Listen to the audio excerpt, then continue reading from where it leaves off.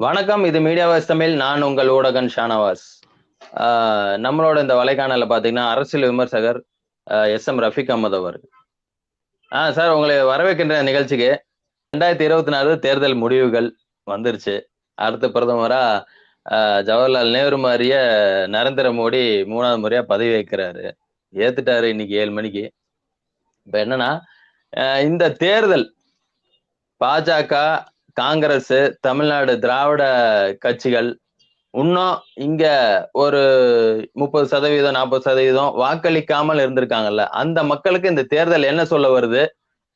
இனி வரக்கூடிய நாட்கள்ல மக்களோ அல்லது ஆட்சியாளர்களோ எப்படி இருக்கணும்னு நினைக்கிறீங்க? இதுக்கு பின்னாடி பல சூழ்ச்சிகள் இருக்குது, RSS உடைய திட்டங்களும் இருக்குது. இதெல்லாம் உங்களுடைய பார்வை கொஞ்சம் சொல்லுங்க. நேருவை போல மோடி 3வது முறை பிரதமர் ஆயிட்டார் அப்படின்னு சொல்றத திருப்பிதான் வருது. என்ன செய்ய, எதையோ ஒப்பிடக்கூடிய அவல நிலையெல்லாம் இந்த நாட்டுக்கு வரும்னு தெரிஞ்சிருந்தா அவங்கெல்லாம் சுதந்திரத்துக்கு அப்படி போராட மாட்டிருக்காங்க. கிட்டத்தட்ட 6 ஆண்டு காலம் சிறையில் இருந்து கொண்டு வந்தவொடனே பிரதமர் ஆனார் நேரு. அது இடைக்கால அரசு என்று சொல்வார்கள். அப்படி இடைக்கால அரசு அமைக்கும் போது அவருடைய பெருந்தன்மை என்னன்னா, இந்து மகா சபையினுடைய ஷியாம் பிரசாத் முகர்ஜியை கூப்பிட்டு ஒரு மந்திரியா இருந்தார். அவர் கூப்பிட்டது சாவர்கரை. நான் தான் கவர்மெண்ட் ஃபார்ம் பண்றேன், இருந்தாலும் எல்லாருடைய பங்களிப்பும் வேணும், அதான் என்னுடைய ஆசை, நீங்களும் வாங்க அப்படின்னு சாவர்கரை கூப்பிட்டாரு.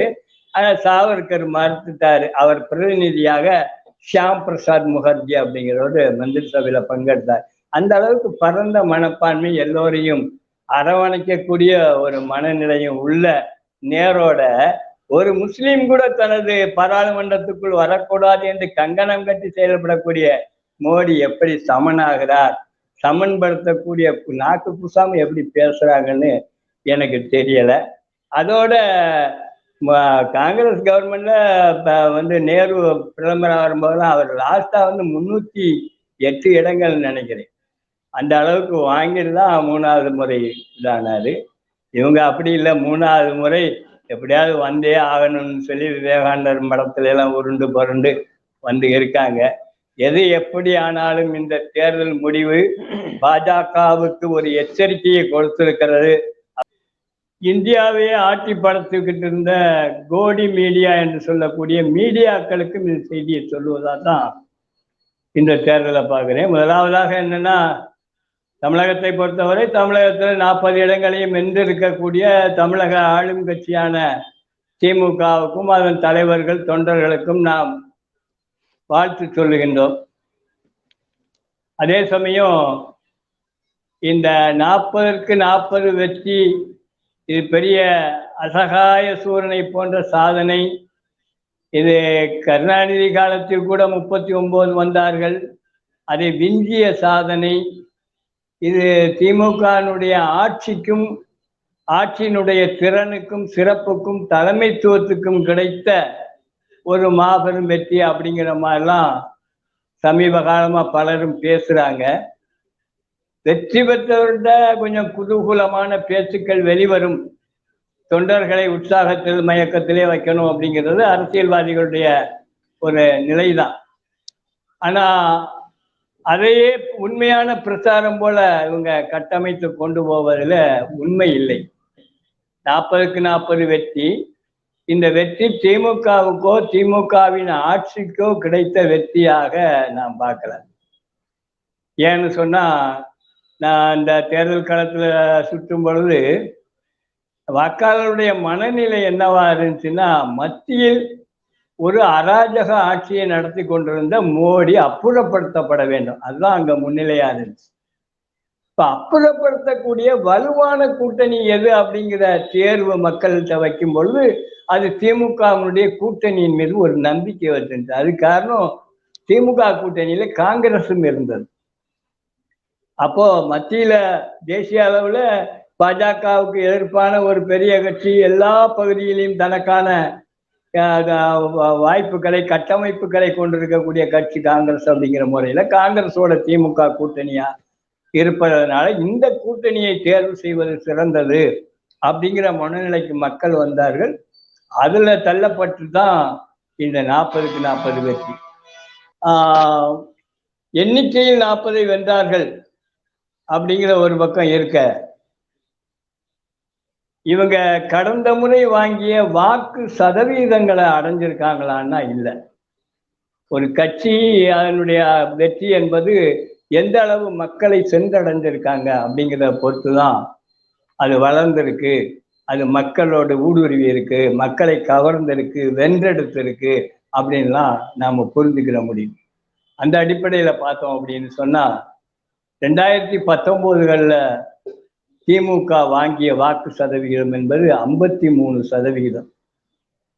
அது இந்த முறை 40க்கு 40 வென்றிருந்தாலும் கூட 46% தான் வாங்கியிருக்காங்க. கிட்டத்தட்ட 7% வாக்குகளை திமுக இழந்திருக்கு. 7%ங்கிறது ஒரு சின்ன கணக்கு இல்லை. அது கிட்டத்தட்ட ஒரு கட்சி தமிழ்நாட்டில் அங்கீகாரம் பெறுவதற்கு 8% தொட்டாலே போதும் அப்படிங்கிறது தான். அந்த அளவுக்கு ஒரு பெரும் வாக்கு வங்கியின் சரிவு திமுகவிலையும் ஏற்பட்டிருக்கு. அதுவும் எப்படி அப்படின்னா, எதிர்கட்சி வலுவாக பிரச்சாரம் செய்யவில்லை, எதிர்கட்சி ஒரு முழுமையான எதிர்கட்சியாக தன்னை பாவித்து செயல்படல.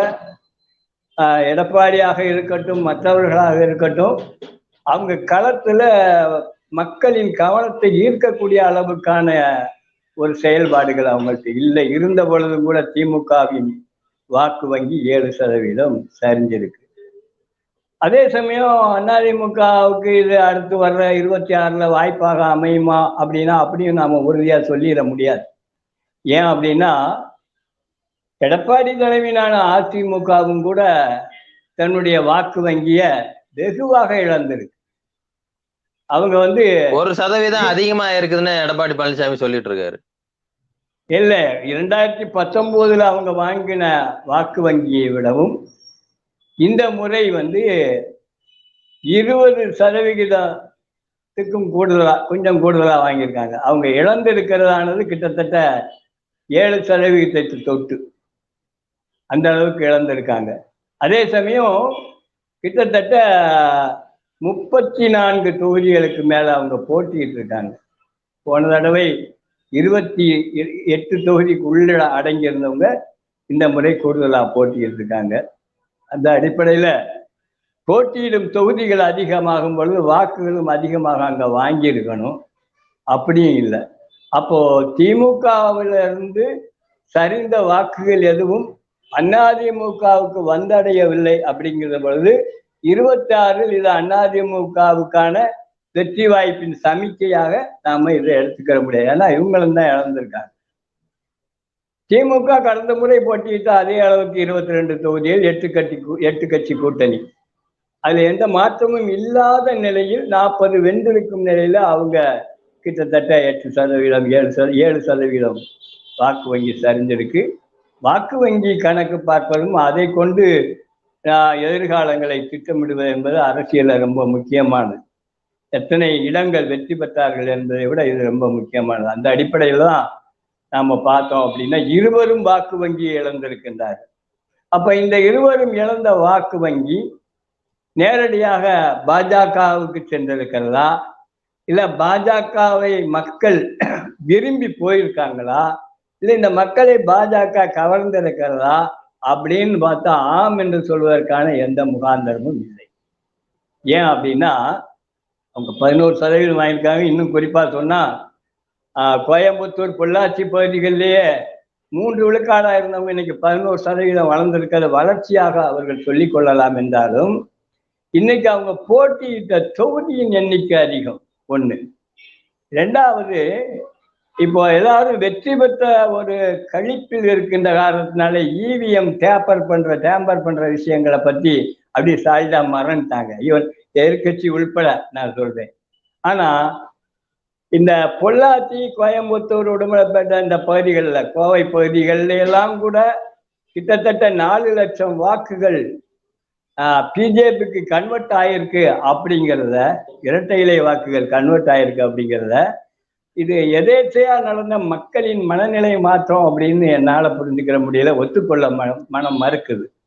காரணம், செலக்டிவா இந்தந்த பகுதிகளில் கொஞ்சம் டேம்பர் பண்ணுனா வெற்றியை அடையலாம், அவர்கள் தேர்தலுக்கு முன்னால சொல்லி வந்த அந்த 7 இடங்களை கைப்பற்றுவது அப்படின்லாம் சொல்லி வந்தாங்கல்ல தமிழ்நாட்டில், அந்த மாதிரி கூட தேர்தலுக்கு முந்தைய கருத்து கணிப்பு அப்படியெல்லாம் சொன்னாங்க இல்லையா, அந்த மாதிரி வரலாம் அப்படிங்கிறத ஒரு செலக்டிவான தொகுதிகளில் டேம்பர் பண்ணி இருப்பார்களோ என்கின்ற சந்தேகம் ஒரு வாக்காளனுக்கு எழுவதை நாம கூடாது அப்படின்னு தவிர்க்க முடியாது. அந்த அடிப்படையில தான் இந்த கோவை பகுதியில கூட பாஜகவுக்கான வாக்குகள் அதிகரித்திருக்கும் என்பது என்னுடைய ஒரு அனுமானம். இப்ப பாஜக ஆதரவா திமுகவும் அதிமுகவுமே கோயம்புத்தூர் போன்ற பகுதியில வேலை செஞ்சிருப்பாங்கிறீங்களா? அவங்க இல்ல அப்படி வேலை செஞ்சிருந்தா மனமாற்றம் ஏற்பட்டு வாக்கு மாறி இருக்கணும். நான் சொல்றது இவிஎம் மிஷின் டேம்பர் முறையில வாக்கு மாறி இருக்கு அப்படிங்கிறத சந்தேகப்படுறோம். இந்த சந்தேகத்தை எழுப்ப வேண்டிய எதிர்கட்சிகள் இப்பொழுது வெற்றி கழிப்பில் அதை மறந்து கடந்து போய்விட்டார்கள் அப்படிங்கிறத நாம இங்க பதிவு பண்றோம். அதே சமயம் இனியும் ஒண்ணு, பாஜகவுடைய வாக்கு அதிகரித்திருக்கு. பல இடங்கள்ல அதிமுக கிட்டத்தட்ட 7 இடங்கள்ல வைப்பு தொகையை டெபாசிட்டை இழந்திருக்காங்க அப்படிங்கிற நிலையெல்லாம் எப்படி உருவாச்சுன்னா, இது தடாலடியான மக்கள் மாற்றம் மனமாற்றம் அப்படின்லாம் ஒண்ணும் இல்லை. இவர்கள் தேர்ந்தெடுத்த வேட்பாளர்கள், பாஜக சார்பா போட்டியிட்ட வேட்பாளர்கள் இருக்காங்க இல்லையா, அவங்கெல்லாம் குறிப்பிட்ட சுய செல்வாக்க கொண்டவங்க. தேனி தொகுதியில டிடிவி தினகரன் இருந்தார். கிட்டத்தட்ட டிடிவி தினகரன் ஆரம்பத்துல முதலாக பாராளுமன்ற உறுப்பினர் ஆக்கிய தொகுதி இது.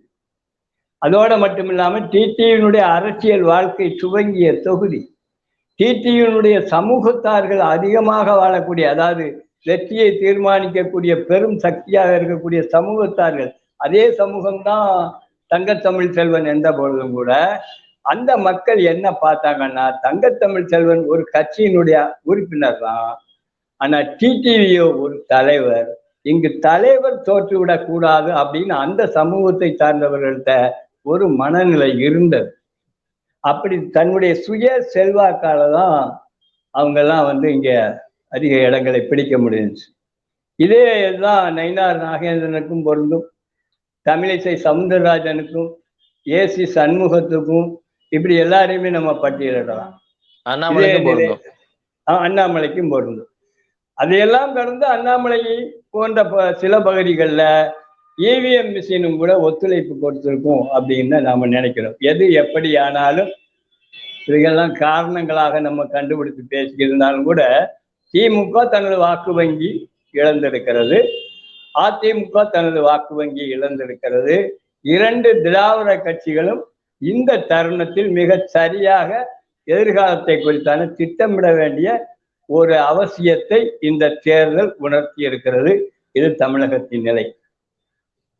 இது இந்த 3 ஆண்டு காலம் திமுக மேல உண்டான அந்த ஆளுங்கட்சியா இருக்கிறதுனால உண்டான அதிருப்தி இருக்குல்ல, அந்த அதிருப்தி வெளிப்படுத்தி இருக்கிறதா கூட நாம பார்க்கலாம்.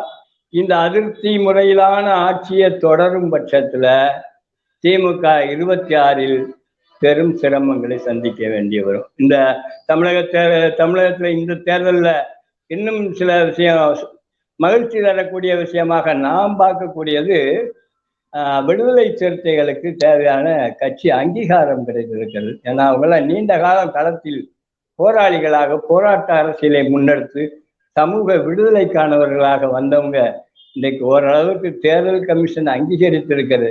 இந்த அங்கீகாரம் மட்டுமே மக்கள் அங்கீகாரம் என்றோ அரசியல் கள அங்கீகாரம் என்றோ நாம் புரிந்து கொள்ளக்கூடாது. இது ஒரு படிக்கல். ஏன்னா தேர்தல் கமிஷன் அங்கீகாரத்தை பெற்றவர்கள் அடுத்தடுத்த தேர்தல்கள் அதை இழக்கவும் செய்திருக்கின்றார்கள். இருந்தாலும் இது ஒரு மகிழ்ச்சியான விஷயம். அந்த வகையில நாம் திருமாவளவனையும் அவருடைய கட்சிகளையும் வாழ்த்தலாம். நாம் தமிழர் சீமானுக்கும் அந்த 8% வாங்கியிருக்கிறாரு, அங்கீகாரம் பெற்றதா? ஆமா, சீமான் 8% வாங்கியிருக்காரு. ஆனா சீமான் கிட்டத்தட்ட 40 தொகுதிகள்லையும் போட்டியிட்டிருக்காரு. அவரு இந்த 2 திராவிட கட்சிகளுடைய வாக்குகள், இவங்க மேல உள்ள அதிருப்திகள்ல தெரிஞ்ச வாக்குகளை அடைஞ்சிருக்கார். பெரும்பாலும் இளைஞர்கள் அவருடைய பிரச்சார வசீகரத்தால் இளைஞர்களை கவர்ந்திருக்காரு அப்படிங்கிறதெல்லாம் நம்ம மறுக்க முடியாது. அவர் ஒரு நல்ல பிரச்சாரகர்களாக வெளிவந்திருக்காரு. அருமையான பேச்சாளராக மக்களை வசீகரிக்கிறார். இளைஞர்களை, அதாவது விஷய ஞானத்தோடு அரசியலை அணுகக்கூடியவர்களை வசீகரிக்காவிட்டாலும் கூட ஒரு உத்வேகத்தோட வரக்கூடிய இளைஞர்களுக்கு அவரு ஒரு ஆகர்ஷண புருஷராக இருந்து இவங்களை வசீகரம் செய்கிறார். அந்த வகையில் அவரும் வெற்றிப்படியை தொட்டிருக்கின்றார். ஆனா இதை நாம இதையும் தாண்டி அவர் வளர்ந்து விடுவார், அவர் தனி ஒரு அரசியல் சக்தியாக ஆட்சியை பிடிக்கக்கூடிய அளவுக்கு வந்து விடுவார் அப்படின்னா அது இன்னைக்கு இருக்க இந்த தேர்தல் சிஸ்டத்துல ஒரு காலம் நடக்காது. ஒரு 3 தேர்தலுக்கு அப்புறம் அது வாய்ப்பு இருக்குமா சீமானுக்கு? இனியொரு 30 தேர்தல் கடந்தாலும் இங்க இருக்க தேர்தல் சிஸ்டம் இருக்கு இல்லையா, 49 ஓட்டு வாங்கினவன் தோத்து போறான், 51 வாங்குறவன் ஜெயிக்கிறான் அப்படிங்கிற இந்த சிஸ்டம் இருக்கு இல்லையா, இதுல சீமானால வெற்றி கொள்ள முடியாது. இந்த சதவிகிதத்தை தக்க வைக்கலாம், இதுல இருந்து 1% 2% கூடலாம் குறையலாம், இதை தாண்டி செய்ய முடியாது. அப்ப என்ன ஆகும் அப்படின்னா தொண்டர்களை திருப்திப்படுத்துவதற்காக அவர் மறுபடியும் ஒரு கூட்டணியை தேடி போக வேண்டிய நிலை வரும். கூட்டணிக்கு எந்த ஒரு கட்சி தன்னை தயார் செய்து கொள்கிறதோ அது முதலாவதாக கொள்கையையும் தனது பண்பாட்டையும் இழக்க தயாராகிவிட்டது அப்படிங்கிறதுதான் யதார்த்தம். அதுதான் நிதர்சனம். எவ்வளவு பெரிய கட்சியா இருந்தாலும் வரலாறாகத்தான் நமக்கு சொல்லிக்கிட்டு வருது. ஒரு முஸ்லீம் லீக்கினுடைய நிலை காலமெல்லாம் கூட்டணியில் கரைந்து தேய்ந்து விட்டார்கள். சரி, அதை விட ரொம்ப திறமையா பயிற்சி வகுப்புகள் எல்லாம் கொடுத்து கேடர்களை உருவாக்கிய கட்சின்னு சொன்னாக்க கம்யூனிஸ்டுகள். 2 கம்யூனிஸ்டுகளும் ஒவ்வொரு தொண்டருக்கும் ஓரளவுக்கு சர்வதேச அரசியல் வரைக்கும் அவங்க பயிற்சி கொடுத்திருப்பாங்க. அப்பேற்பட்ட கம்யூனிஸ்டுகள் மெல்ல மெல்ல மெல்ல கரைந்து 24 தொகுதிகளை இடங்களை ஒதுக்கீடு செய்தார் எம்ஜிஆர் ஒரு காலத்துல. இன்னைக்கு அவங்க 2 சீட்டு திமுக வாங்கி அவங்களுடைய வாக்கு சதவீதம் கூட 2 விழுக்காட்டுக்கும் கொஞ்சம் அதிகமா இருக்குன்னு நினைக்கிறேன். அந்த அளவுக்கு கீழே இறங்கியிருக்காங்க. ஆக 2 தொகுதிகளையும் ஜெயிச்சிருக்காங்கன்னா அவங்க தங்களுடைய அசலை இழந்து விட்டாங்க.